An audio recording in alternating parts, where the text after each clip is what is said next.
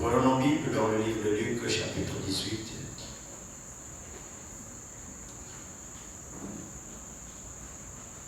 Luc, chapitre 18.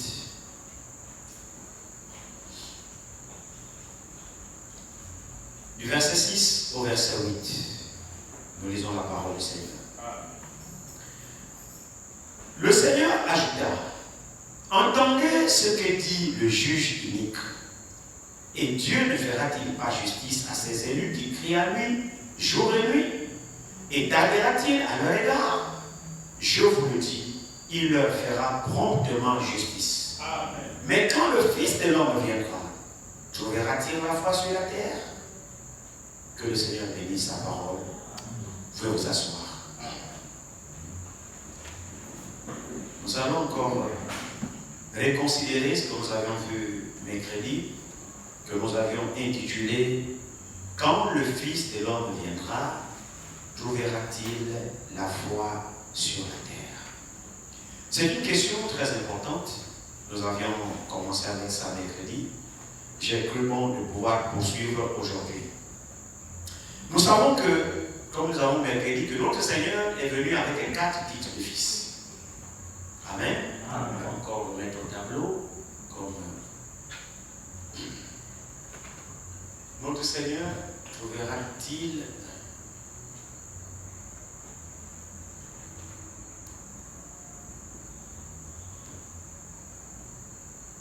foi sur la terre?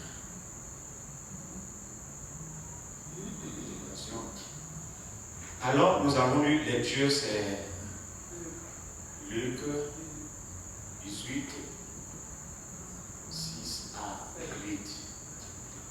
Donc, nous avons vu que le Seigneur est venu avec 4 types de fils.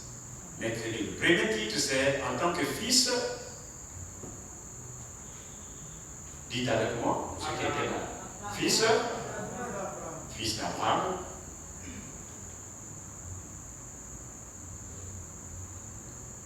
Deuxièmement, fils de David. Fils de David.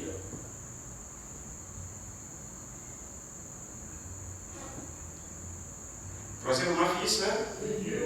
Fils de Dieu.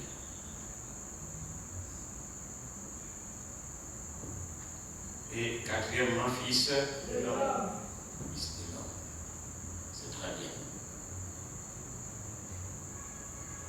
Ok. Donc, notre Seigneur est venu sur la terre avec 4 titres de fils.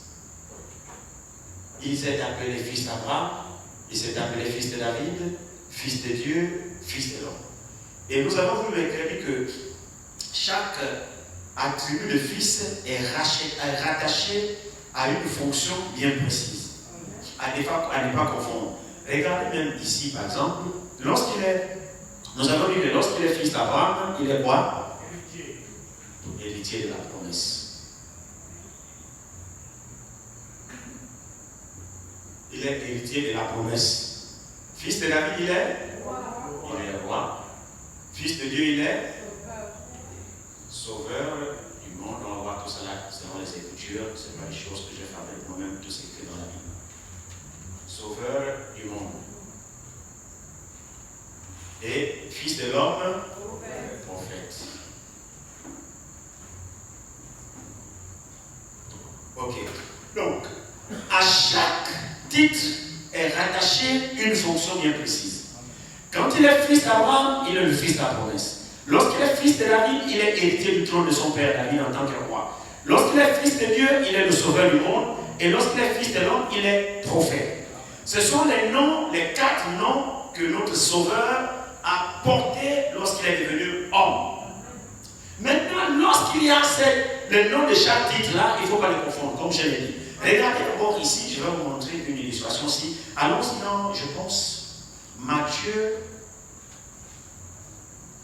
15, je pense. Matthieu 15, je pense, quelque chose.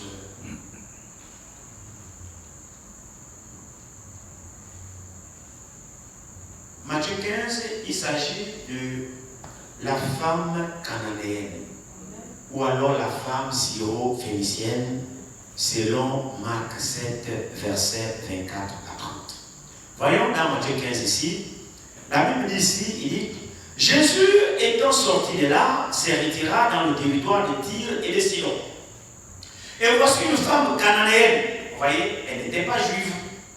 C'était une femme cananéenne, une femme des nations. Elle n'était pas juive. Alors il dit, voici une femme cananéenne qui venait des contrées, lui cria, aie pitié de moi, Seigneur, fils de David. Vous voyez, cette femme syro-phénicienne a crié après le Seigneur en utilisant le nom de fils de David.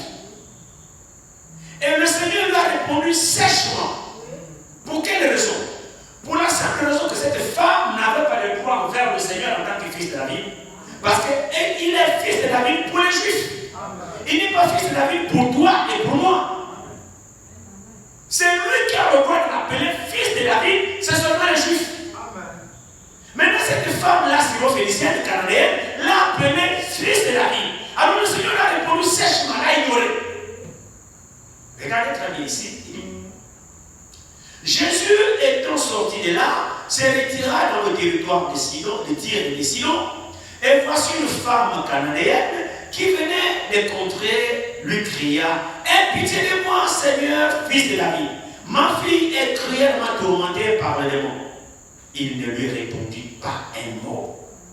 Et ses disciples s'approchèrent et lui dirent, avec instance, renvoie-la, car elle crie derrière nous. Il répondit, je n'ai été envoyé qu'aux brebis perdues de la maison d'Israël. Avez-vous entendu cette réponse? Donc cette femme n'avait pas de droit sur Jésus en tant que fils de David. Ou alors il me rappelle à cette dernière que non, en d'autres termes, en tant que fils de David, je n'ai été envoyé qu'aux brebis perdues d'Israël. Tu n'es pas israélite, tu n'as pas le droit de m'appeler fils de David. Je suis fils de David pour les Juifs. Mais pour toi, je ne suis pas fils de David. Cette femme n'a eu la grâce que par rapport à la foi qu'elle a eue. Regardez ici, continuez un peu la lecture. Il dit ici, verset 27. Mais elle vint se prosterner devant lui, disant, elle corrige, disant, Seigneur, c'est pour moi. En tant que Seigneur, oui. Mais en tant que fils de David, non. Donc, ces noms-là sont rattachés à certaines fonctions bien précises. Amen. Voyez. Pourtant, il était le fils de David. Mais il a dit à cette femme, je n'ai été envoyé en tant que fils de David qu'au brebis perdues de la maison d'Israël. Donc, ce n'est pas pour toi que je suis venu en tant que fils de David. Parce que David était le roi des Juifs. Il n'était pas notre roi, nous. Donc, en tant que fils de David, il régnerait sur le trône de son père. Alors, cette femme syro-phénicienne, en utilisant ce type de fils de David, le Seigneur lui a répondu, non. Non. Tu n'as pas ce droit envers moi. C'est comme quand je parlais ce matin, je parlais cette journée avec ma fille, on parlait. Vous voyez, par exemple, nous qui sommes là, chacun de nous est à la fois père, est à la fois mari, est à la fois frère. C'est vrai, non? Par exemple, moi ici, je suis mari, mais je ne suis pas mari pour ma fille ici qui me regarde. Je ne suis pas son mari. Non. Moi, pour elle, je suis son père. Son mari est là-bas. Il n'est même pas. Voilà. Son mari est là devant. Donc, elle n'a pas de droit sur moi en tant que mari. Elle ne peut pas m'appeler mon mari. Je ne répondrai pas à sa doléance si elle m'appelle mari. Non. Est-ce qu'on est bien d'accord? Mais si elle m'appelle papa, alors là, je me retrouve en elle. Je pourrais répondre à sa doléance en tant que papa parce que je suis son père. Amen.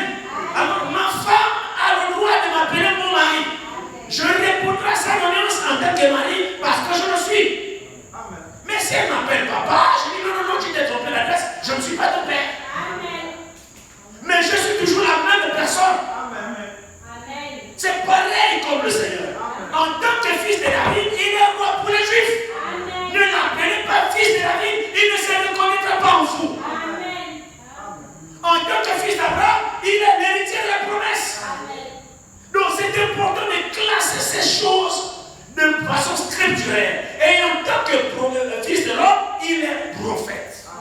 Mais c'est toujours le même personnage, jouant des rôles différents. Alors la femme là s'est ressaisie ici, après cette réponse sèche, elle s'est ressaisie au verset 25, elle dit, mais elle vint se prosterner. Elle a reconnu que c'est le Seigneur. Elle s'est prosternée parce que le Seigneur l'adore. Malgré qu'elle était païenne, mais elle a reconnu que c'est le Seigneur. Elle s'est prosternée, elle a appelé Seigneur. Avez-vous remarqué ça? Il n'y a plus fils de David. Or, en haut, elle a dit Seigneur, fils de David. Qu'est-ce qu'elle a fait? Elle a copié parce qu'elle entendait le juif l'appeler fils de David. Alors, elle aussi, elle a copié comme ça bêtement. Et bien, elle a reçu pour son compte. Il fallait qu'elle se ressaisisse et qu'elle se reconnaisse en tant que, selon sa position, en tant que son Seigneur. Pas fils de David pour elle, mais pour elle, il est son Seigneur. Et quand elle a fait cela, il dit, mais elle vint se prosterner devant lui, disant, Seigneur, c'est pour moi. Il lui répondit, il n'est pas bien de prendre le pain des enfants et de le jeter aux petits chiens. Oui, Seigneur. Vous voyez, il n'y a plus de fils de David là. Elle a abandonné le nom de fils de David. La réponse que le Seigneur lui a donnée, elle l'a sonné. Je n'ai été envoyé qu'au brebis perdu de la maison d'Israël. Elle a compris. Elle n'est pas israélite. Donc ne l'appelle pas Seigneur, ne l'appelle pas fils de David. Mais en tant que Seigneur, oui, il s'est reconnu. Maintenant il dit ici, oui Seigneur, dit-elle, mais les petits chiens mangent les miettes qui tombent de la table de leur maître. Amen. Elle a reconnu que je n'ai été envoyé qu'au brebis perdu de la maison d'Israël. Donc ceux qui sont purs, en d'autres termes, vous êtes des chiens, vous n'êtes païens. Vous êtes des pécheurs. Ensuite, tu m'appelles fils David. Est-ce que David était roi chez vous au Gabon? Tu m'appelles fils David en tant que quoi? Moi, je ne suis pas fils David. Et vous êtes des chiens, ainsi de suite. Donc, des pécheurs. Vous n'avez pas de loi. Vous vivez comme des porcs, ainsi de suite. Elle a reconnu. Elle n'a pas fait la bouche. Elle s'est humiliée. Elle a dit oui, Seigneur. Mais les petits chiens se contentent des miettes qui tombent à la table de leur maître. Le Seigneur, touché par la foi de cette femme. Elle était déterminée à obtenir ce dont elle avait besoin. Mais elle savait qu'elle peut l'avoir qu'au travers de cet homme. Mais l'approche qu'elle avait auprès de cet homme était fausse. Elle a dû rectifier le tir en venant maintenant par la foi. En le reconnaissant comme son Seigneur. Parce qu'en tant que fils de David, elle n'avait pas de droit sur lui en tant que fils de David. C'est important de comprendre ça. Comme elle n'a pas de droit sur moi en tant que mari. Quand nous appliquons les Écritures de façon convenable, c'est alors que l'Écriture a son efficacité. Amen. Mais quand nous déplaçons, l'Écriture perd son efficacité. Amen. Alors quand elle a fait cela ici, alors Jésus lui dit, femme, ta foi est grande, qu'il te soit fait comme tu veux. Et à l'heure même, sa fille fut guérie. Amen. Amen. Lorsqu'elle a reconnu qui le Seigneur était pour elle, c'était son Seigneur, alors maintenant l'approche était bonne. Alors ces 4 titres de fils là, fils de David, fils de Abraham, fils de Dieu et fils de l'homme. En tant que fils de David, il est roi. En tant que fils d'Abraham, partons dans les Écritures, on voit. En tant que fils d'Abraham, qui est-il? Allons-y dans Galates.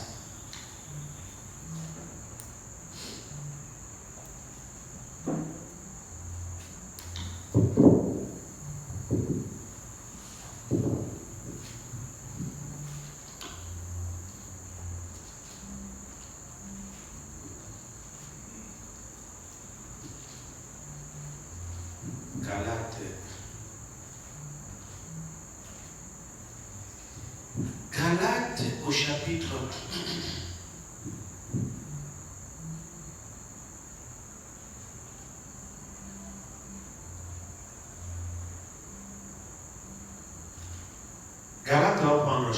4, je pense. Chapitre 3. Tu as trouvé le verset, mon frère?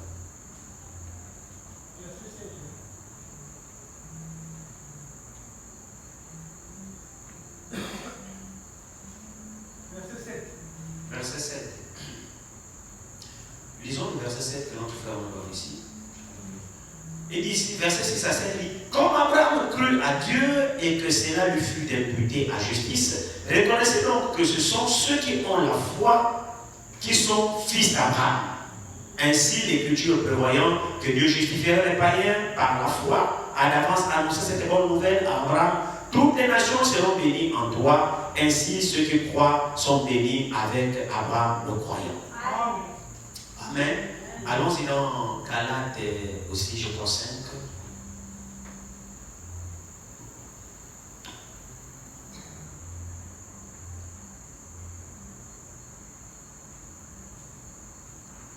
Galates 4, d'abord ici, il dit,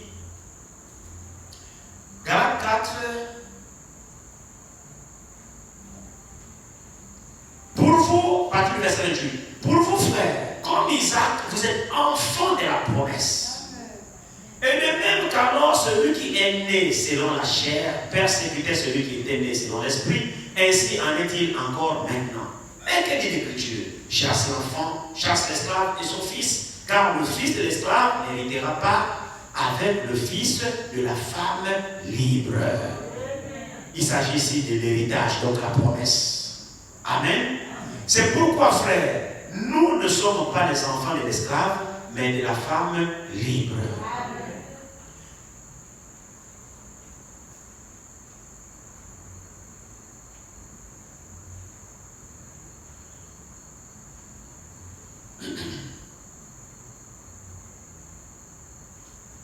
Je retrouve encore notre passage ici, toujours Galates.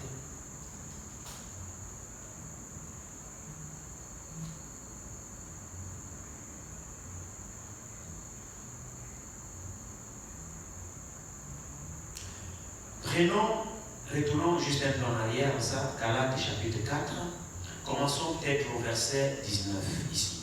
Mes enfants, pour qui j'éprouve de nouveau les douleurs de l'enfantement, jusqu'à ce que Christ soit formé en vous. Je voudrais être maintenant auprès de vous et changer de langage, car je suis dans l'inquiétude à votre sujet. Dites-moi, vous qui voulez être sous la loi, ne comprenez-vous pas la loi? Car il est écrit qu'Abraham eut 2 fils, un de la femme esclave et un de la femme libre. Mais celui de l'esclave naquit selon la chair, et celui de la femme libre naquit en vertu de la promesse. Arrêtons un instant. Celui de la femme libre naquit en vertu de la promesse. Amen. Quelle promesse? Dieu a promis à Abraham un fils. Amen. Et le fils que Dieu a promis à Abraham, c'était Isaac. Et Dieu a dit à Abraham que je te bénirai par cet enfant. Et maintenant, cet enfant devait être l'héritier d'Abraham. Alors, en tant qu'héritier, maintenant, on nous parle ici que le fils d'Abraham, il a eu 2 fils, donc l'autre de la ménagère et l'autre de sa femme libre. Et la Bible dit ici que l'enfant de l'esclave n'héritera pas avec l'enfant de la femme libre. Donc, au sujet de la promesse n'est qu'à celui qui est de la femme légitime. Donc, le fils promis n'était pas Ismaël, mais le fils promis était Isaac. Donc, Isaac devait hériter des promesses de son père Abraham. Maintenant, quand nous continuons à lecture ici, la Bible nous dit ici que le fils, là, en réalité, c'est Christ. Amen. Attendez, je retrouve ça. Il n'est pas dit aux postérités, mais à la postérité. Je venais de lire ça, je sais pas. Juste 3 ici. Verset, commençons au verset 13. Galates 3, partie verset 13. Lisons cela. Christ nous a rachetés de la malédiction et de la loi, étant devenu malédiction pour nous. Car il est écrit, maudit est quiconque est pendu au bois, afin que la bénédiction d'Abraham ait pour les païens son accomplissement en Jésus-Christ. Et que nous recevions par la foi l'Esprit qui avait été promis. Amen. Verset 15. Frères, je parle à la manière des hommes. Un testament en bonne forme, bien que fait par un homme, n'est annulé par personne. Et personne n'y ajoute. Or, les promesses ont été faites à Abraham et à sa descendance. C'est écrit au singulier, la descendance. et à sa descendance. Il n'est pas dit et aux descendances, comme s'il s'agissait de plusieurs, mais comme s'il s'agit d'une seule, et à ta descendance, c'est-à-dire à Christ. Amen. Vous voyez alors que Christ est le fils d'Abraham selon la promesse. Donc en fait, Isaac n'était qu'une préfiguration du véritable fils de la promesse d'Abraham. Amen. Amen. Donc le fils de la promesse, dans lequel toutes les promesses d'Abraham, les bénédictions devaient s'accomplir, en réalité c'est un Christ. C'est pourquoi le docteur Paul dit, il n'est pas dit et aux descendances, comme il s'agissait de plusieurs. Toi et moi nous savons que le fils promis à Abraham était Isaac. Amen. Amen. Mais Isaac était une préfiguration de Christ. Si vous remarquez même que lorsqu'Isaac était né, le fils selon la promesse, né sur la base de la parole de Dieu. Alors Isaac est né sur la base de la foi d'Abraham. Abraham a cru et Isaac est né sur la base de la foi. Et quand Isaac est né, Dieu dit à Abraham, donne-moi ton fils, donne-lui celui que tu aimes. Amen. Alléluia. Abraham, remarquez qu'Abraham, l'homme fort, n'a pas discuté. Il a pris l'enfant, il a amené l'enfant sur le mont Moriah pour aller le sacrifier. Il a ligoté l'enfant. Et avant d'y aller, l'enfant va poser la question. Il dit, plus que l'enfant était élevé dans l'adoration, l'enfant savait que quand le papa partait adorer, il y avait toujours du feu, il y avait du sacrifice, et il y avait le bois. Mais cette fois-ci, il semblait bizarre pour l'enfant. Le père prend le bois, il chasse sur l'épaule de l'enfant, et le père prend le feu, ils partent, et puis l'enfant en marchant, il dit là, mon père, et oui, me voici. Mais souvent, c'est pas comme ça qu'on parle souvent à l'ouest. Je vois qu'il y a le bois, je vois qu'il y a le feu, mais je vois pas le sacrifice, papa. Abraham, l'enfant là, il connaît les Écritures. Amen. Il a commencé son père. Amen. Mais Abraham ne pouvait pas dire à l'enfant, je pars de sacrifier. Amen. Non. Abraham a gardé ça entre Dieu et lui. Seul Abraham et Dieu avaient le secret. Dieu savait ce qu'Abraham allait faire, mais l'enfant ne savait pas. Alors Dieu, Abraham a dit à son enfant, mon fils, Dieu lui-même se pourvoira. Alléluia. L'enfant n'a pas discuté. Un enfant obéissant, tel est le type de Christ. Il arrive au lieu, il monte l'autel. Bam, bam, bam, bam. L'enfant aide le père à monter l'autel. Bam, bam, bam, ils finissent. Dieu a dit, le père a dit, Dieu lui-même se pourvoira. Alors dès qu'il finit de faire l'autel, celui que le père, le vieux père, s'accapare. Il commence à cacher les pieds des meubles. L'enfant est là, frère. Il n'y a aucune écriture qui nous montre que Isaac s'est mis à crier en forêt. Oh, papa, ça. Non. Il s'est laissé ligoter. Il s'est laissé amarrer. Et ils l'ont mis sur l'autel. Il est resté là muet. Comme une brebis devant ceux qui le tombent. Il n'a ouvert la bouche. Ne voyez-vous pas une préfiguration de Christ au travers d'Isaac? Tout typifiait Christ. De même que Christ n'a pas rejeté lorsqu'il est allé au calvaire, de même Isaac n'a pas discuté lorsqu'il a été sacrifié. Montrant que c'est un enfant obéissant. Un enfant né de la foi est obéissant. Il n'existe pas de foi sans obéissance. Qui dit foi dit obéissance. Comme il était un enfant de la foi, c'est pourquoi il était caractérisé par l'obéissance et la soumission. Pendant qu'il était là, le père prend le magique pour Abraham, il dit qu'est-ce qu'il y a encore? Il n'avance pas d'abord. Maintenant je sais. Alléluia. C'était le fils de la promesse. Dieu ne pouvait pas le tuer avant la bénédiction d'Abraham parce que la bénédiction d'Abraham était liée sur le fils promis. Et de là, il a eu un bélier. Abraham regarde qui a amené le bélier là-bas dans les cordes loin du village, retenu par les cordes. Abraham regarde, il est là. Oh, Dieu est bon. C'est lorsque nous croyons, la foi crée. C'est la foi d'Abraham qui a créé le bélier. Comme Abraham a cru le bélier, Dieu a créé le bélier là par rapport à la foi d'Abraham. Abraham n'a fait que prendre le bélier. Vous montrez la foi crée. Quand vous avez une véritable foi, ce n'est pas étonnant qu'on dit la foi déplace les montagnes. Quand tu as la foi, rien n'est impossible à la foi. La foi est la plus grande puissance.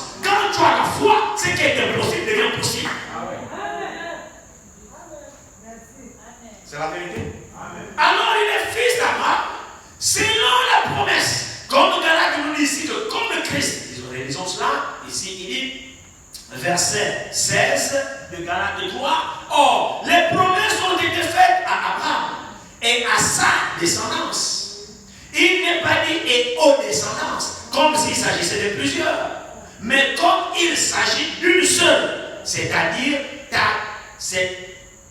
d'une seule, et à ta descendance, c'est-à-dire à Christ. Vous voyez, l'Écriture nous confirme que Jésus était fils d'Abraham selon la promesse. Amen. Amen. Alors ici, fils de David, il est roi. Nous savons que quand David est décédé, David avait beaucoup d'enfants, mais il a choisi l'enfant que lui a fait Bathsheba, Salomon, pour succéder à son trône. Amen. Amen. Mais nous savons que le véritable roi, ce n'est pas Salomon. Amen. Mais le véritable roi, c'est Christ. Amen. Amen. Amen. Le véritable roi, c'est Christ lui-même. Nous pouvons aller dans un roi, dans deux rois pour gagner du temps. Il faut qu'on arrive à notre objectif. Nous avons ici aussi le Fils de Dieu. Nous savons qu'en tant que Fils de Dieu, il est sauveur. Amen. Vous le croyez? Amen. Jean 3, verset 15 à 16. Dieu a tant aimé le monde qu'il a donné son Fils unique, afin que quiconque croit ne périsse point, mais qu'il ait la vie éternelle. Amen. Amen. Est-ce qu'on est bien d'accord? Amen. En tant que Fils de Dieu, il est sauveur du monde. C'est ça que la Bible dit. Amen. Parce que souvent, quand vous êtes silencieux, c'est comme si je raconte mes histoires, ou bien alors, c'est pas la parole. Je suis obligé de les tourner pour lire alors qu'on peut avancer. Prenons, pour vous montrer que le Fils de Dieu, en tant que Fils de Dieu, il est sauveur du monde. Jean 3, prenons le verset 17. Verset 17, Jean 3, partir du verset 17, il dit: Dieu, en effet, n'a pas envoyé son Fils dans le monde pour qu'il juge le monde, mais pour que le monde soit sauvé par lui. Amen. Amen. Amen. Dieu a envoyé son Fils dans le monde, ce n'est pas pour juger le monde, mais pour que le monde soit sauvé par lui. Donc, en tant que Fils de Dieu, il est le sauveur du monde. Il n'est pas sauveur du monde en tant que prophète. Il n'est pas sauveur du monde en tant que fils d'Abraham. Il n'est pas sauveur du monde en tant que fils de David. Mais il est sauveur du monde en tant que fils de Dieu. Amen. Amen. En tant que fils de Dieu, il est sauveur du monde. En tant que fils de David, il est l'héritier de la promesse. En tant que fils de David, il est le roi. En tant que fils d'Abraham, il est l'héritier de la promesse. Maintenant, en tant que fils de l'homme, il est le prophète. De Deutéronome 18, verset 15. On a lu ça mercredi. Donc ces quatre titres-là sont liés à lui. Maintenant, pour revenir à notre texte, retournons rapidement dans Luc 17 que nous avons vu. Luc 18, étant pour moi. Le Seigneur pose la question. Ici, il dit, le Seigneur ajouta: entendez ce que dit le juge unique. Et Dieu ne fera-t-il pas justice à ces élus qui crient lui jour et nuit? Et tardera-t-il à leur égard? Je vous le dis, il leur fera compte de ma justice. Mais quand le Fils de l'homme viendra, trouvera-t-il la foi sur la terre? Une interrogation. Nous avons mercredi que, ici, pendant qu'il parle, nous savons que lorsqu'il est venu, il s'est référé toujours en tant que Fils de l'homme. Moi le Fils de l'homme. Moi le Fils de l'homme. Et nous savons que le Fils de l'homme fait référence à prophète, en tant que prophète. Maintenant là, il annonce que quand le Fils de l'homme viendra, il ne peut plus s'agir de lui physiquement pendant qu'il est là. Puisqu'il est déjà là, il ne peut plus annoncer au futur que le Fils de l'homme reviendra puisqu'il est déjà là. Donc là, cette annonce ici nous montre qu'effectivement, ce ministère du Fils de l'homme se reproduira sur la terre. Maintenant, est-ce que les habitants de la terre vont croire? Quand le Fils de l'homme viendra, trouvera-t-il la foi sur la terre? Le Seigneur annonce ici qu'il y aura la doublure de ce ministère du Fils de l'homme en tant que prophète. Quand il est venu la première fois en tant que Fils de l'homme, il s'est arrêté en Israël. Et là-bas, il avait un signe particulier que les Juifs l'ont reconnu. C'était le signe messianique. Et nous le savons tous, effectivement, aussi qu'il n'est pas venu chez nous les nations. Vous avez compris la réponse qu'il a donnée à la femme syro-phénicienne? Et je n'avais été envoyé, je n'ai été envoyé comme brebis perdu la maison d'Israël. Donc en réalité, physiquement, il n'est pas venu chez nous les nations. Je veux que l'Église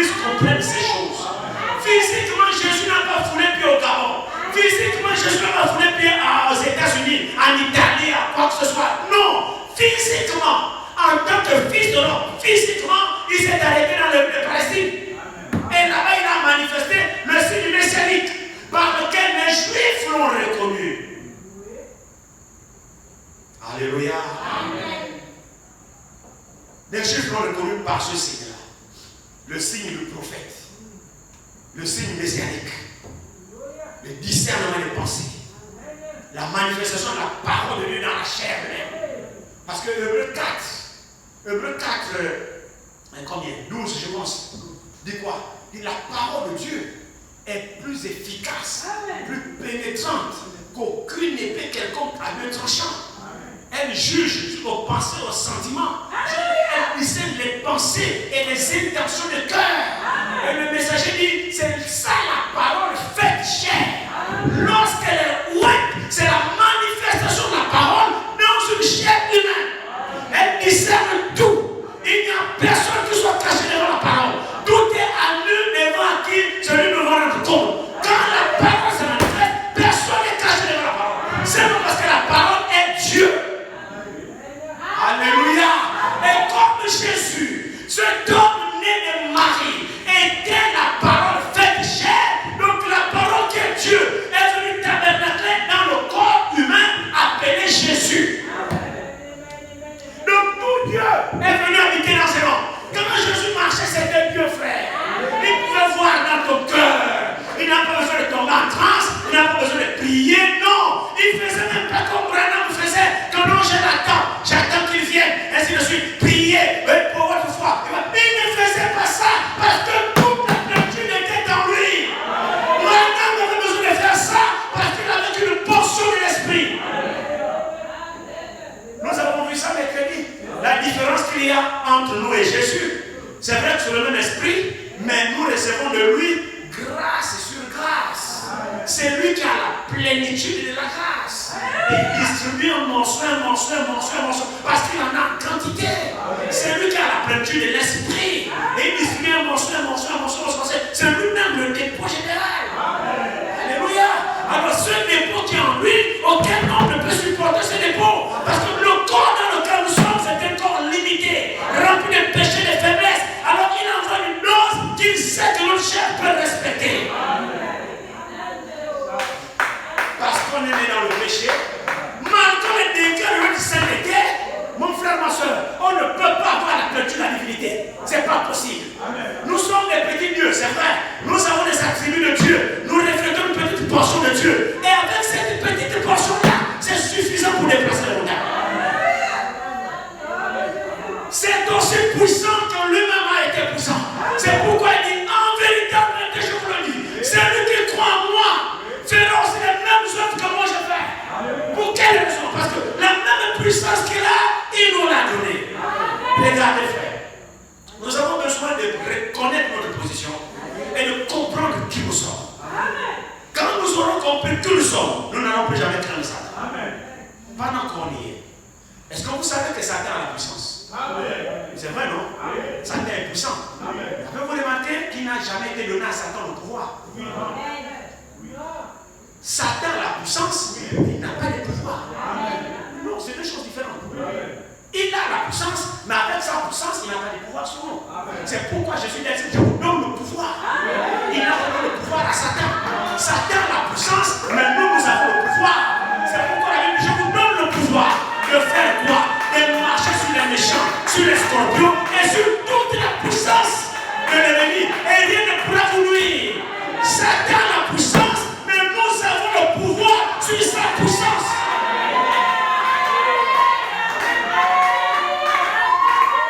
C'est vrai. Nous n'avons pas besoin de craindre Satan. Non. Il n'a pas de pouvoir. Non. Il a la puissance, il n'a pas de pouvoir. Mais notre pouvoir est au-dessus de sa puissance. Voyez ces choses. Quand il nous a laissé garnis. Un vrai fils de Dieu, une vraie fille de Dieu, quand Satan voit Satan, ça baisse devant le pouvoir que Dieu nous a donné. Jésus a dit quoi? Tout pouvoir m'a été donné. Amen. Satan n'a pas de pouvoir. Non, il n'a pas de pouvoir. Le pouvoir est différent de la puissance. Tout pouvoir m'a été donné. Comme le Père m'a envoyé, aussi voici, je vous envoie. Amen. Le Père l'a envoyé avec tout le pouvoir, non? Oui. Et lui, à son tour, quand il nous envoie les bras là. Non. Il a dit, je vous donne le pouvoir. Amen. Comme le Père lui a donné le pouvoir, il nous a transféré le pouvoir. Amen. La différence qu'il y a entre Jésus et nous, c'est au niveau de la quantité de l'esprit. Amen. Comme l'exemple que nous avons pris mercredi, que l'océan avec le verre d'eau. Vous partez plusieurs l'eau qui est dans l'océan, ça a la même molécule. Quand vous prenez l'eau là, vous amenez dans votre maison, vous ne pouvez pas transporter l'océan dans la maison. Comment vous ferez ça? Comment vous pourrez le faire? Vous ne pouvez pas le faire. Alors, c'est l'impossibilité qu'il y a qu'un homme puisse contenir tout Dieu. Ce n'est pas possible. Mais par contre, on peut puiser la quantité que nous pouvons contenir. Mais dans cette petite quantité-là, ça a la même molécule que la grande mer. Ce n'est pas différent. Donc, en termes de nature, c'est la même nature. En termes de puissance, c'est la même puissance. Mais ce qui diffère, c'est la quantité. C'est ça. Jésus est tout Dieu. Nous sommes une partie de Dieu. Mais c'est toujours Dieu. La petite partie-là a toute la puissance de Dieu dedans. C'est comme la même eau, ça a la même quantité de molécules que dans la grande mer. La même nature là. Pourtant, nous est petit dans ce verre, mais c'est la même formule. Qui est dans le petit verre là, vous la retrouvez là-bas. La différence en termes de quantité. Alors Jésus va nous annoncer maintenant ici, pendant que lui-même était en tant que fils de l'homme sur la terre, manifestant le ministère prophétique. Alors il va annoncer que quand le fils de l'homme viendra, ça ne peut plus être cette venue-là, puisqu'il est déjà. Je veux que vous compreniez ces choses. Quand il parle du fils de l'homme, il parle de l'arrivée d'un prophète. Et pas n'importe quel prophète, un prophète qui a le ministère du fils de l'homme, plus qu'il dit quand le fils de l'homme. Donc en d'autres termes, il fait allusion aussi à sa doublure. Amen. Amen. Alors comme il est écrit que je n'ai été envoyé physiquement qu'au brebis perdu de la maison d'Israël. Physiquement, je n'ai été envoyé qu'au brebis perdu de la maison d'Israël. Donc Jésus physiquement n'avait pas de programme de venir physiquement au Gabon. Dans le plan divin, votre attention s'il vous plaît.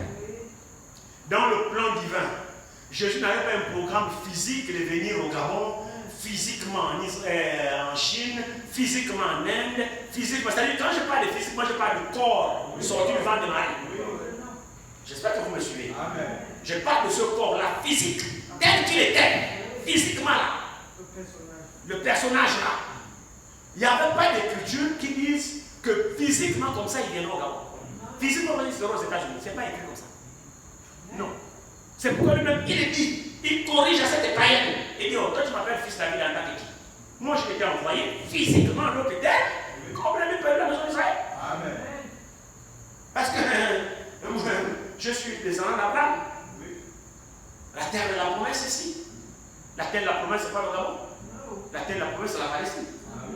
C'est vrai, non? Amen. Voilà.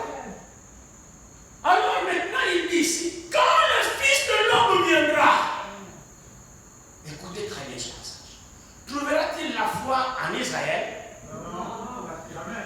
Sur la terre. Que Dieu te bénisse. Amen. Il s'agit de la terre. Dieu te bénisse. Quand le Fils de l'homme viendra, trouvera-t-il la foi sur la terre? Là, c'est pour Israël. Amen. En d'autres termes, le ministère prophétique du Fils de l'homme se manifestera à nouveau au travers d'un vase qu'il choisira. Qu'il viendra sur la terre. Amen. Il manifestera le même signe de Seigneur. Donc, le ministère du Fils de l'homme, c'est-à-dire le ministère du Messie, le ministère qui permettait à ce que les Juifs et les Samaritains reconnaissent quand le Messie viendra. Quand il viendra, c'est lui qui nous révélera ce secret de cœur. Il n'a manifesté cela que chez les Juifs et chez les Samaritains. Or, il y a d'autres peuples que la Bible appelle des nations. Qu'il y a des enfants dans ce peuple-là. Nous ne sommes pas en tant que nation, mais nous sommes en tant que peuple dans les nations. C'est pourquoi la Bible dit, Dieu a tourné le regard vers les nations pour chercher de lui donner un peuple. La nation, c'est c'est Israël. Mais nous sommes le peuple sorti des nations. Une nation tirée parmi les nations, en tant que nation, c'est Israël. Mais parmi nous, les païens, c'est le peuple. Amen. Nous ne sommes pas appelés la nation de Dieu. Non. Nous sommes appelés le peuple de Dieu. C'est pourquoi vous êtes le peuple de Dieu. Amen. Alors maintenant, ils disent, quand le Fils de l'homme viendra, trouvera-t-il la foi sur la terre? Parce que le Fils de l'homme doit revenir. Le même esprit doit se manifester chez les nations. Amen. Est-ce qu'il trouvera la foi chez les nations? Amen. Et le Fils de l'homme est venu. Amen. Le prophète que nous avons reçu, frère, ce n'est pas un petit prophète. Amen. William Marion Branham était plus grand que tous les prophètes. Depuis Moïse jusqu'à Jean-Baptiste. William Marion Branham était le plus grand de tous les prophètes. Nous avons décortiqué l'écriture que Jésus a donnée. On va dire ça avec vous. Retournons rapidement dans Luc. C'était Luc combien? Là où ceux qui sont nés des femmes, Luc 7. Nous avons lu ça très bien. Luc 7 ici. Luc 7, commençons au verset 26. Qu'êtes-vous donc allé voir? Un prophète? Oui, vous dis-je. Et plus qu'un prophète. C'est celui dont il est écrit. Voici, j'envoie mon messager devant ta face pour préparer ton chemin devant toi.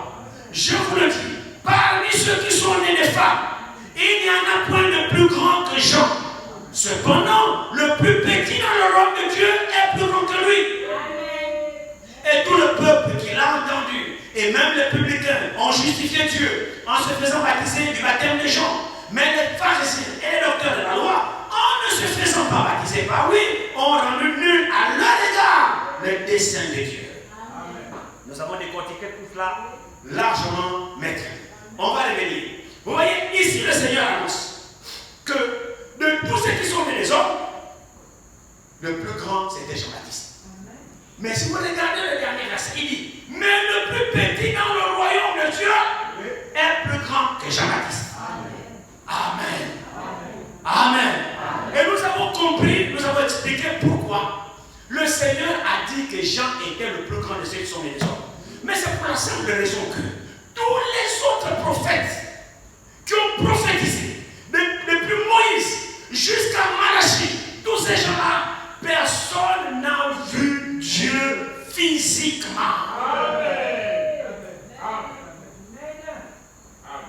Ils ont vu Dieu dans sa théophanie, dans des apparitions comme ça, il apparaît dans un corps, après disparaît, tel qu'Abraham l'a vu, tel que Moïse l'a vu, tel que Manoach l'a vu, des apparitions comme ça sous forme d'ange. Vous voyez, l'ange éternel, il apparaît et disparaît. C'était comme ça. Mais pas en tant qu'habitant physique, vivant sur la terre, comme un homme ordinaire, reconnaître que c'est Dieu. Ça, c'est une grâce particulière. Et Jean a été capable, vivant au milieu de ses contemporains, vivant avec tous les hommes-là, ainsi de suite.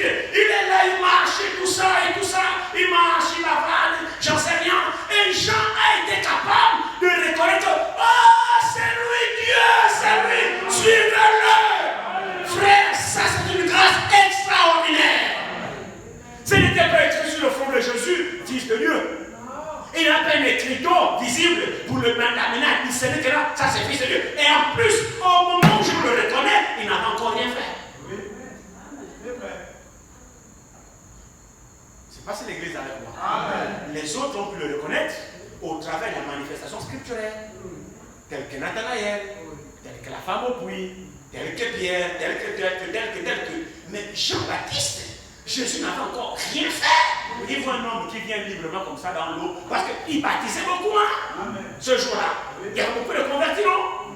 Est-ce qu'il y avait beaucoup de convertis? Amen. Les gens venaient, ils étaient dans l'eau, dans le Jourdain. Les gens viennent, ils baptisent, les gens viennent, ils baptisent, les gens viennent, ils baptisent. Et puis il vient aussi, Jésus vient aussi à son tour pour se faire baptiser. On peut confondre que non, c'est encore un repenti qui vient. Il n'y a aucun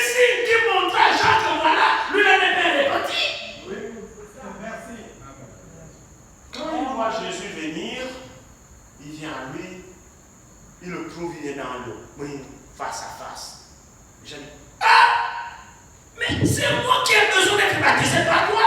Mais il n'a pas dit ça de tous les autres baptisés qui venaient le baptiser. Qu'est-ce qui en fait en sorte que Jean, pendant qu'il est là, il reconnaisse que celui-là, c'est pas un pécheur repenti. Je te bénisse. Amen. C'est parce qu'il était prophète. Amen. Il était prophète. Vous voyez, vous naissez avec ces dispositions-là. Il n'y a pas une école où on fabrique. Frère, c'est la vérité. Allez dans vos écoles étudier la Bible matin au soir, ce n'est pas parce que vous étudiez que Dieu va s'élever là. C'est faux. La révélation, c'est du domaine de Dieu. Amen. Nous naissons avec nos dons. C'est pas parce que tu lis la Bible matin au soir que tu vas t'improviser prédicateur. Tu cherches seulement ta mort. Oui. Lis ta Bible, c'est bien. Lis les brochures, c'est bien. Mais ne t'improvise pas prédicateur parce que tu connais beaucoup de citations. Il faut avoir été appelé à le faire. Sinon, tu te tues toi-même et tu vas tuer ceux qui t'écoutent. Parce que tu n'as pas été appelé à le faire. On n'est pas prédicateur qui veut. Non. On n'est pas prophète qui veut. On est quoi des prophètes, ainsi de suite. Non. Il faut être appelé. Et l'appel, c'est avant la fondation du monde. Quand tu as été conçu, tu as fait cette prédisposition en toi. Et on t'a marqué par Dieu ce qu'il a mis en toi sort. Et tu ne peux pas faire autrement. École ou pas école, on n'a pas besoin de ça. Les dons ne les achètent pas. On ne les étudie pas à l'école. C'est pas le mérite. Les dons, c'est un cadeau. Si Dieu ne t'a rien donné, il ne t'a rien donné. Reste assurant. C'est pas on passe chez lui les prochains, mais toi tu es prédicateur. Tu vas te tuer toi-même et tu vas tuer ceux qui t'écoutent. Jean était créé. Ah, c'est ça, frère. Et il y avait des gens qui étaient là depuis leur jeune âge, les scribes et les pharisiens. Ils étudiaient la loi.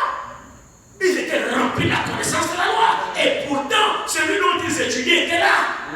Amen. L'ont-ils reconnu? Non. Pourquoi voulez-vous que ça change? Dieu ne change pas. Il est le même. C'est pourquoi, frère, louez Dieu pour la grâce qu'il vous a accordée de le reconnaître.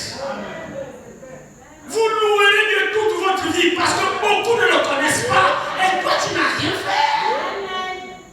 Dieu t'a aimé pour que tu le connaisses comme ça, pour que tu l'adores comme ça, pour que tu sois dans la vérité comme ça, parce que Dieu t'a connu. Pourquoi t'as-t-il appelé? Parce qu'il t'a aimé.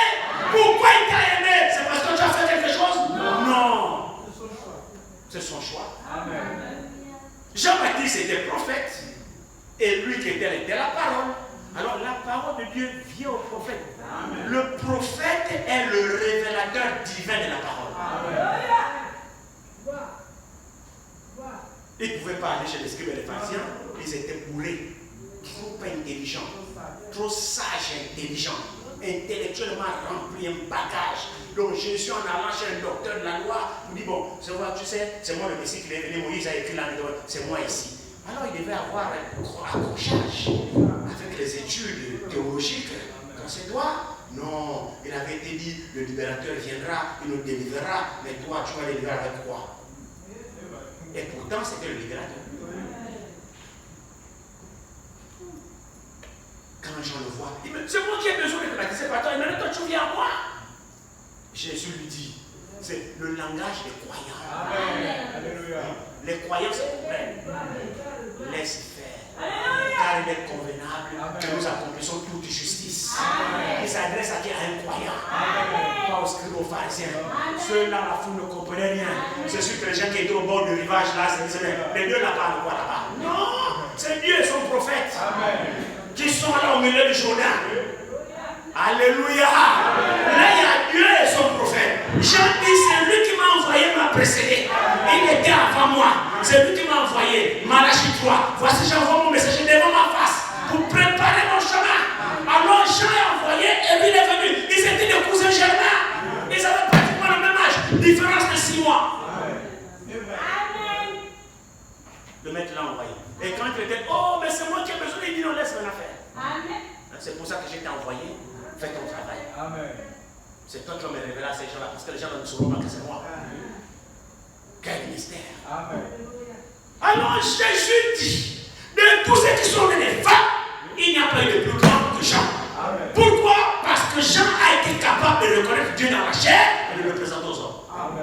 voici l'agneau de Dieu qui ôte le péché du monde. C'est celui dont j'ai dit. Il y a un témoignage. C'est celui que je vous ai dit. Que celui qui m'a précédé. Il était avant moi. Mais il était avant toi, il était où? Vous ne le voyez pas. Vous ne pouvez pas le voir. C'est lui qui m'a envoyé. Je suis venu pour parler de lui. Afin qu'il fût manifesté au monde que Jean est venu baptiser d'eau. Il fallait le prophète. C'est là où Jésus dit, il est le plus grand de tous les hommes.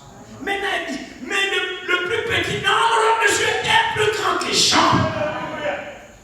C'est-à-dire, le prophète, le dernier prophète, donc le plus petit c'est le dernier. Celui qui vient en dernier est plus grand que lui.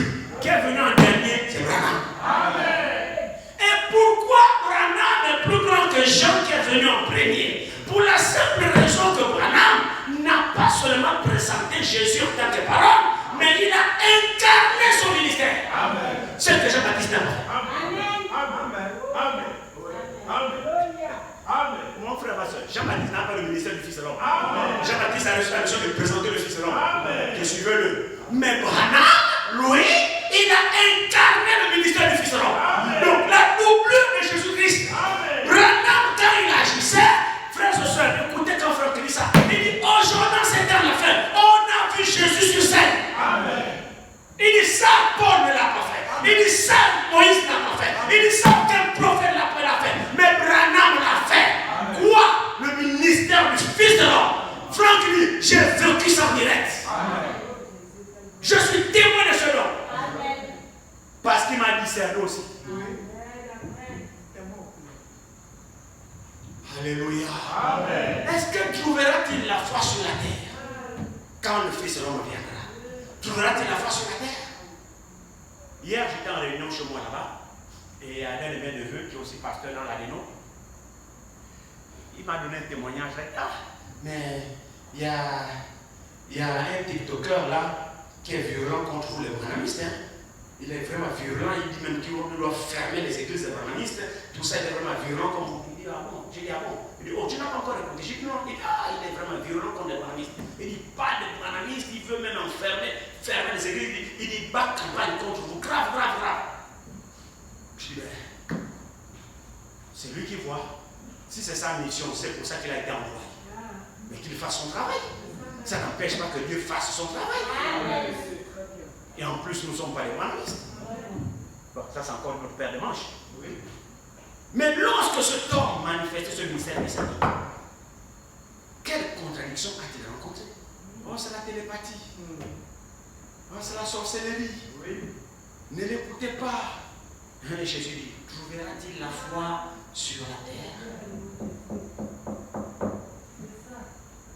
Alors, le passage qui nous intéresse ici, que nous avons lu avec vous mercredi, ici, c'est le verset 30 de Luc 7. Mais les pharisiens et les docteurs de la loi, en ne se faisant pas baptiser par lui, ont rendu nul à leur égard le dessein de Dieu. Alors moi, il faut actualiser cette écriture. Je dirais, les scribes et les docteurs, les pharisiens du temps moderne, en n'acceptant pas ce message du temps de la fin, ont rendu nul à leur égard les desseins de Dieu. Amen. Parce que Dieu a des desseins. Oui. Dieu a des desseins. Nous devons être équipés de reconnaître l'action de Dieu dans un monde. Amen. Vous allez remarquer, mon frère, ma soeur, que c'est ça qui nous crée beaucoup de problèmes aujourd'hui. Nous voulons croire à ce que nous voulons croire, nous voulons accepter ce que nous voulons accepter, mais nous devons être capables de reconnaître Dieu dans l'homme, de reconnaître l'action de Dieu dans un homme. J'ai écouté une bande ici, je crois que mercredi, lorsque le passage d'introduction que nous avons lu, je vous ai amené dans Actes chapitre 1, Actes chapitre 1, et nous avons lu le psaume chapitre 109 et le psaume 69. Vous vous souvenez? Bon, on commande toujours les réunions avec une minorité de personnes. Et là-dedans, il y a quelque chose qui m'a beaucoup interpellé. Il est parlé de Judas. Il est parlé de Judas dans Acte 1 que Judas est allé à son lieu. Donc il a abandonné cet apostolat pour aller à son lieu. Et Paul Pierre dit, car il est écrit que sa demeure soit déserte et que personne ne l'y habite. Vous vous souvenez, non? Et nous sommes partis chercher là où Pierre a pris ça le jour avant la Pentecôte. Nous sommes allés dans les Écritures, le psaume que Pierre a cité. Parce que Pierre dans Acte 1, il dit, car dans le psaume, il est écrit que sa maison soit déserte et que personne ne l'y habite. Alors on est retourné en arrière pour trouver le psaume où Pierre allait chercher ça. On a trouvé que c'est dans le psaume 109. On a lu ces Écritures. Alors quand Pierre prend Judas et l'ajuste à cette Écriture, frère Franklin, et si vous remarquez très bien, il n'y a qu'une petite portion de ce passage qu'on peut essayer d'attribuer à Judas. Maintenant, Franklin, où est-ce que Paul, Pierre, qui est-ce qui a dit à Pierre que c'est cette écriture-là qui concerne Judas? Et frère Franklin, qu'est-ce qu'il y avait au milieu des apôtres? Il dit c'était l'unité qui régnait. Il y avait une confiance les uns envers les autres. Il dit même, il dit, souvent en rapport avec l'Ancien Testament, les Écritures, quand vous regardez même Paul, même Pierre, quand il se référait sur vos Écritures, si vous remarquez très bien, vous retournez dans ces Écritures-là, ce n'est pas toujours le contexte. Lisez la Bible et étudiez. Les renvois qui sont faits, vous écoutez par exemple Paul, il est écrit dans les Écritures, il est écrit Pierre, c'est là qu'il est écrit, c'est là qu'il est écrit. Quand vous partez dans les renvois, c'est là qu'il est écrit là, souvent ce n'est pas toujours à 100%. Maintenant, Franck dit, on se pose des questions. Pourquoi ces hommes-là se réfèrent à ces Écritures-là souvent comme ça? Des fois, ce n'est pas exact. Mais aucun parmi eux n'osait contenir l'autre pour dire, ah non, l'Écriture que j'ai là, ce n'est pas exactement ça. Et frère Franck dit, si les autres, Matthias et Thomas, parce que c'était avant que le Saint-Esprit, c'était dans la chambre haute, avant que le Saint-Esprit ne descende, il fallait que le 12e soit remplacé à la place de Judas parce que c'était 11. Or, il fallait 12 piliers pour l'inauguration de l'église. Selon les 12 patriarches, il faut 12 apôtres. Donc, la fondation est posée sur 12. Parce que même les chiffres sont importants pour Dieu. Alors, ils étaient 12, Judas est allé à son lieu, ils sont restés 11. Alors, l'église du Nouveau Testament ne pouvait pas être fondée sur une fondation impaire. Il fallait alors que le 12e soit trouvé pour que le nombre soit 12. Parce que dans l'Ancienne Alliance, il y a 12. Dans la Nouvelle Alliance, il y a 12. C'est l'équivalent de 24 anciens siècles. Alors, Pierre va prendre cette écriture pour dire, car il est écrit, Judas est allé à son lieu, car il est écrit que sa maison soit restée déserte et que personne n'y habite. Alors, quand vous allez dans les références, ça ne s'applique pas là-bas, il est parlé de plusieurs. Or, Pierre parle d'un seul. Or, les demeures là, il a dit, leur demeure soit restée sans habiter. Donc, il est parlé de plusieurs. Maintenant, Franck dit, s'il n'y avait pas de confiance, les autres pouvaient se dire, Pierre, tu es sûr que c'est vraiment ça s'applique vraiment à Judas? Parce que Judas, il est seul là. Mais l'écriture à laquelle tu fais référence, il est parlé de plusieurs. Franck dit, il réunit une telle harmonie entre les frères. Parce qu'elle fait reconnaître la place des pauvres de Pierre. Après la mort de Jésus, les frères reconnaissaient qui était Pierre. Les frères reconnaissaient la peine de Pierre. Ils reconnaissaient la place de Pierre. Alors quand Pierre citait ces écritures, c'était la confiance exacte. Il n'y a pas eu de contradiction.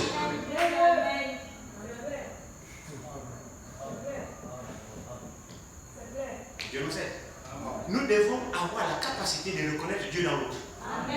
Sinon, nous combattrons le Dieu même que nous sommes en train de pouvoir servir. Je veux dire. À certains moments, nous sommes trop spirituels.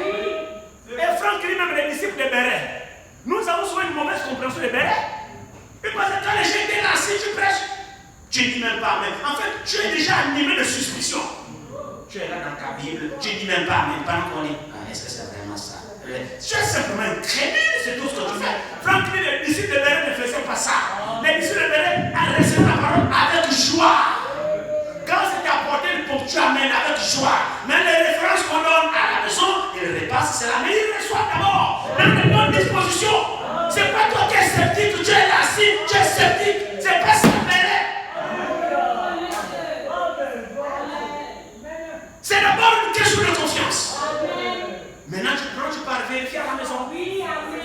comme ça, avec de bonnes dispositions. C'est pas qu'on dit, dites Amen. Tu es là. Non, on a dit qu'on ne dit pas Amen comme ça, je vais faire. Est-ce que c'est bien dit? Non, tu es déjà sceptique en fait. Ça fait que tu ne reçois rien du tout. Tu te crois plus spirituel. Tu crois que tu connais plus.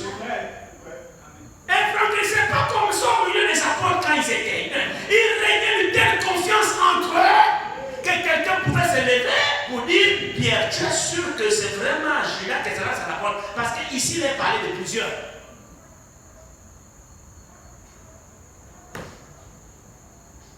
Que Dieu nous aide. Amen. Dieu est toujours le même aujourd'hui. Il se manifeste encore aujourd'hui. Il agit encore aujourd'hui. Mais il n'agit pas comme nous voulons. Il agit comme lui veut. Alors ce Messie qui doit, ce prophète qui doit venir pour chuter avec ça, simplement il ne reviendra pas comme nous l'avons vu. Je ne sais pas si vous êtes parti chercher la brochure que je vous demandais de lire. Je vous donne la référence d'aller lire la brochure Dieu dévoilé. Si vous n'avez pas cette brochure, cherchez-la, allez-y lire. Tout ce que je vous dis, là ici, ça se trouve dans cette brochure. Je ne fabrique rien. Je ne vous invente rien. Je n'ai pas mes propres révélations ici. Tout ce que vous voyez, je prêche là. Si vous retrouvez dans le message, vous allez trouver les mêmes déclarations. Vous lisez dans le lettre, vous allez trouver les mêmes choses. Je ne vous invente rien ici. C'est pourquoi lisez, vous trouverez les mêmes choses. Et Dieu vous conduira. Alors le messager dit, aujourd'hui Jésus ne viendra plus à vous dans le même temple qu'il était à Jérusalem, en Israël. Il n'a plus ce corps-là. Ce corps, il a sauvé les gens. Il est mort, il a sauvé les gens. C'est tout. Et maintenant, il agit, il emprunte d'autres corps. Il emprunte d'autres corps. Et le corps qu'il prend là, c'est un autre corps. Donc si toi tu as la même vision, oh non, c'est pas Jésus, parce que tu as l'image de Jésus physique, et bien tu rates le Jésus même que tu adores. Aujourd'hui, Jésus prend ton corps. Jésus prend le corps de mon frère. Maintenant, nous le reconnaîtrons à leurs fruits.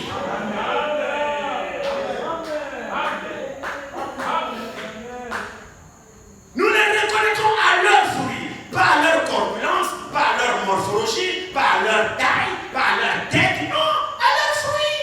Le fruit ne trompe pas. Or, qu'est-ce que le fruit? Le fruit, c'est la parole. Qu'est-ce que le fruit? Le fruit, c'est qu'on a Galates 5, verset 22. Ça va vous parler de trouver le fruit là. Oui. Oh, pas de colérique, pas de menteur, pas de escroc, pas de... Non. Le fruit se trouve dans Galates 5 à la précédée. Jésus a dit, vous les reconnaîtrez à leur fruit. Le fruit, Paul donne le fruit dans Galates 5 verset 2. Le fruit de quoi? Le fruit de l'esprit. Hein? L'esprit a le fruit. Le fruit, c'est le rendu. C'est ce qui identifie chacun. Donc ne jugez jamais par l'apparence. Parce que l'apparence est trompeuse. Mais regardez le rendu. Le rendu, c'est quoi? Est-ce que la parole se manifeste d'elle? Est-ce que la parole s'accomplit d'elle? C'est là qu'on doit voir. Ne prêtez pas attention au vase. Sinon, vous allez combattre le même Jésus que vous prétendez adorer. Comme nous l'avons vu. Saul, pourquoi le persécutes-tu? Nous savons que Saul n'a pas vu Jésus en chair. Mais Saul a vu Jésus glorifié. Sur le chemin de Damas, il dit, je suis Jésus que tu persécutes. Mais Paul enchaînait les croyants en Jésus, les enfermait en prison, pour montrer que Jésus maintenant avait changé notre corps. Le Jésus qu'on avait crucifié avait pris notre corps. Donc ceux qui agissaient, qui avaient le fruit de la parole en eux, c'était de Jésus. Et quand vous en prenez à eux, vous êtes en train de persécuter le Jésus que vous prétendez adorer. Alléluia. Et Paul a fait la triste expérience. Lui-même ne s'en prenait pas physiquement à Jésus, mais il s'en prenait à qui? Aux disciples, à ceux qui avaient cru à la parole. Ceux dans lesquels Jésus se manifestait. C'est ceux-là que Paul s'est appelé contre eux. Alors il a eu une agréable surprise. Saul, pourquoi me persécutes-tu? Tu es qui, Seigneur? Je suis Jésus que tu persécutes. Mes frères, c'est la vérité, non? Amen. C'est dans Acte 9. Est-ce que Saul persécutait physiquement Jésus? Mais comment Jésus dit, je suis Jésus que tu persécutes? Ne voyez-vous pas que Jésus avait pris d'autres masques? Jésus était dans notre chair. Ce n'est plus le Jésus crucifié là-bas. Mais il agit comme ça jusqu'à ce soir. Et jusqu'à son retour, Jésus empruntera notre voile. Jusqu'à ce qu'il revienne. Nous ne l'attendons pas en tant que fils de l'homme. Non. L'écriture prophétique Luc 18. Quand le fils de l'homme viendra, trouvera-t-il la face sur la terre? Mais nous ne l'attendons pas en tant que fils de l'homme. Non, non, non. Son retour, c'est en tant qu'époux. Amen. Son retour, c'est en tant qu'époux. Il ne mettra pas sur la terre. Mais il dit, le monde ne me verra pas, mais vous me verrez. Car je serai avec vous et même en vous. Est-ce que l'Église croit cette écriture? Il dit, je serai avec. Avec. C'est-à-dire, si je suis là, il est là. C'est ça que ça veut dire avec, non? Bon, il est où? Vous le voyez là?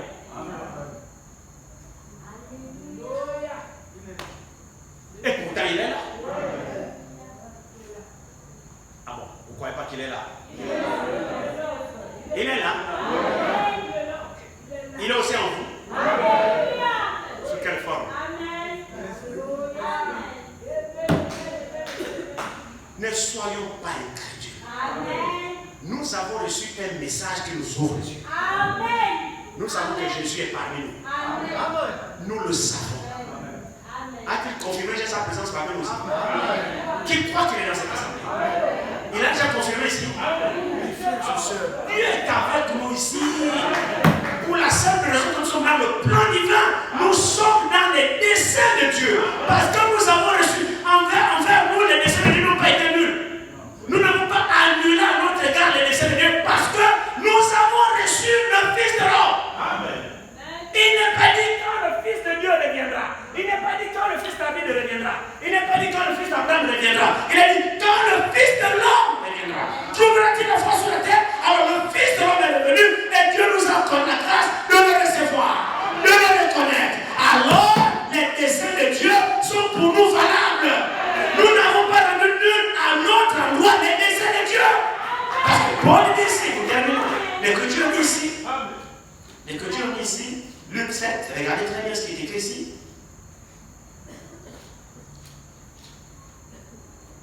Verset 30. Mais les pharisiens et les docteurs de la loi, en ne se faisant pas baptiser par lui, ont rendu nul à leur égard le dessein de Dieu. Donc pendant qu'ils étaient là, servant Dieu, mais ils étaient à côté de la plaque. Le Dieu même qu'ils prétendaient servir a donné un plan. Pour venir à lui, il fallait passer par Jean-Baptiste. Se faire baptiser. Le baptême là, ce n'était pas les affaires des gens, c'était les desseins de Dieu. Donc, refuser le baptême des gens, c'est refuser d'être inclus dans les desseins de Dieu pour ton temps. Alors, quand il reviendra, le même Fils de l'homme, trouvera-t-il la foi sur la terre? En d'autres termes, la foi vient de ce que l'on entend, et ce qu'on entend de la parole de Dieu. Quand le Fils de l'homme reviendra avec l'enseignement biblique, est-ce que les gens croiront pour être introduits dans les desseins de Dieu? Pour la chair dans les épouses. Nous sommes heureux. Amen. Petit troupeau, soyez heureux. Amen. Petit troupeau, réjouissez-vous. Vous êtes insérés dans les desseins de Dieu. Amen. Vous êtes dans le plan divin de Dieu. Reconnaissez Dieu qui agit au milieu de vous. Ne soyez pas incrédules, mais soyez capables de reconnaître Dieu parmi vous. Et adorer Dieu en esprit et en vérité. Nous n'allons pas Dieu du passé. Branham nous a sorti de l'histoire. C'est ça le Fils de l'homme quand il reviendra de la face de la terre. Il a dit, sortez-le de l'histoire. Ils savaient le Jésus qui était en Galilée. Branham, non, le Jésus qui était en Galilée, oubliez cette image-là. Le même Jésus est vivant aujourd'hui. Il fait les mêmes choses, sauf qu'il a pris un autre corps. Il prend d'autres corps. Il s'agit du même Jésus. Mais nous, on a l'image du Jésus de Galilée. Ah, il faut y laver les cheveux comme ça qui tombent aux épaules. Non, non, non, c'est pas toi.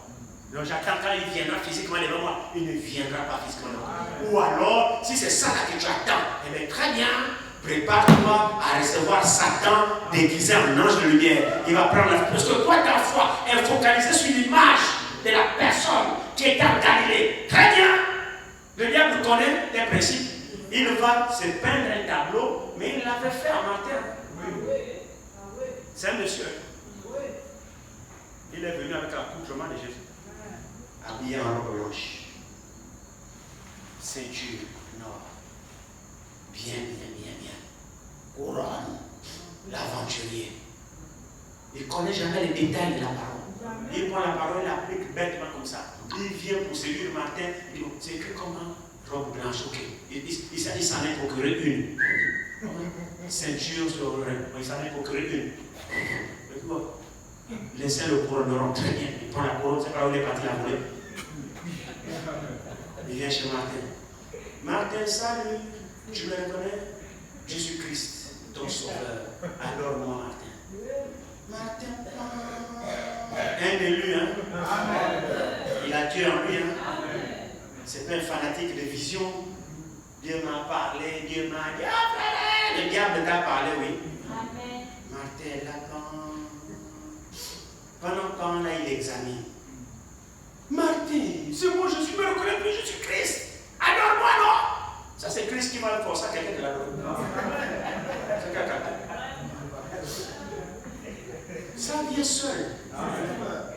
Adore-moi, Martin, c'est moi qui regarde. Martin passe l'écriture. Robe blanche, oui. Ceinture, oui. Couronne. Satan, je te reconnais. Il s'est étonné comment cet élu l'a démasqué, mais c'est pas la parole. Oui, Satan vient avoir avec une écriture hors contexte. Il a pris la couronne, il a anticipé la couronne. Les saints le couronneront quand nous serons là-bas roi. Pour l'instant, il n'est pas encore roi. Tu as eu la couronne là où? Ah, vraiment eu. Trop tard. Mais il est venu dans la forme là. Frère, mon ami, aujourd'hui, Jésus ne viendra pas à vous sur cette forme-là. Si vous l'attendez sur cette forme-là, vous le raterez. Jésus en prend d'autres corps aujourd'hui. Vous les reconnaîtrez à leurs fruits.